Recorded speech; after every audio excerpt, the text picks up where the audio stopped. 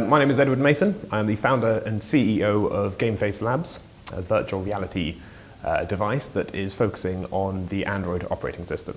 So we have developed what we're proud of saying is the world's first completely untethered virtual reality device. This is, unlike other head-mounted displays that we've seen most recently, this is an actual head-mounted device. So we don't need to tether to any computer or console or anything like that. Everything we need is encased within the unit itself.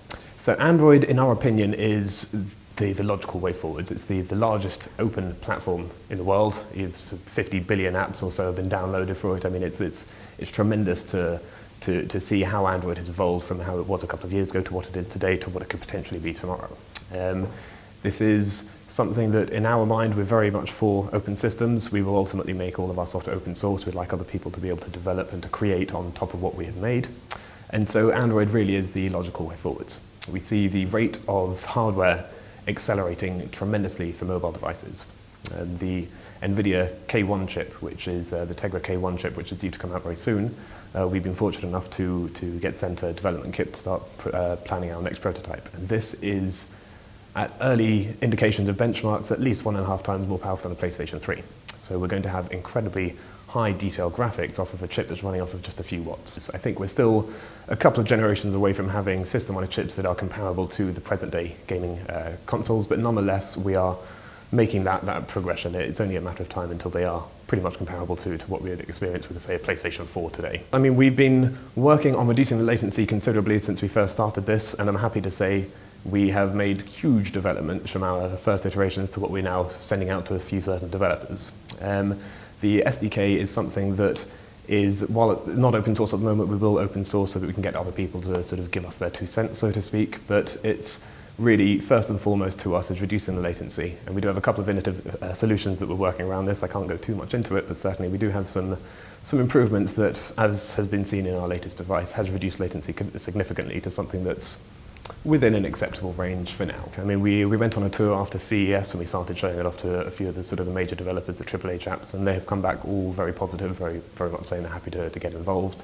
We have sent our SDK out to a few of these chaps. I can't name names yet, I'm afraid, but the demos that we've had sent back have been truly remarkable.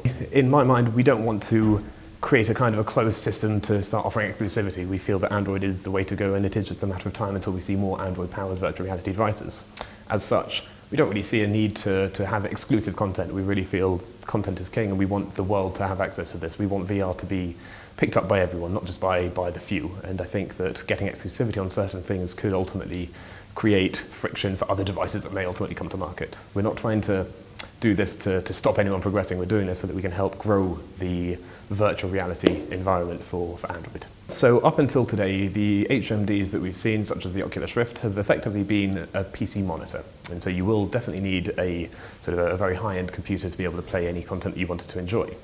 With our head-mounted device, however, we do consider the cost will have to go up somewhat because it's not just a monitor. We are including a system on a chip. We have RAM, we have storage, we have batteries, we have effectively a whole high-end Android device built into your virtual reality headset. So yes, we are trying to work for something more on the middle ground. So we would like to aim for somewhere in the region of 350 pounds, but it's very early to be able to confirm that at this stage. Without saying too much, we should have some pretty decent reveals, let's say, for around the GDC time.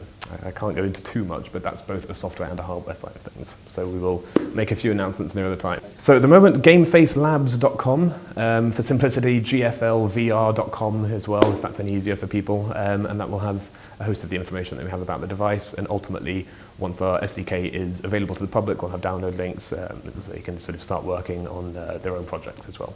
At the moment, obviously, we have a limited amount of devices, so we've assigned engineers to various publishers, let's say, that are actively testing, and they are doing the remote testing back and forward. So certainly, if anyone wanted to get involved at an early stage, we would certainly be happy to assign somebody to give them a hand with remote testing.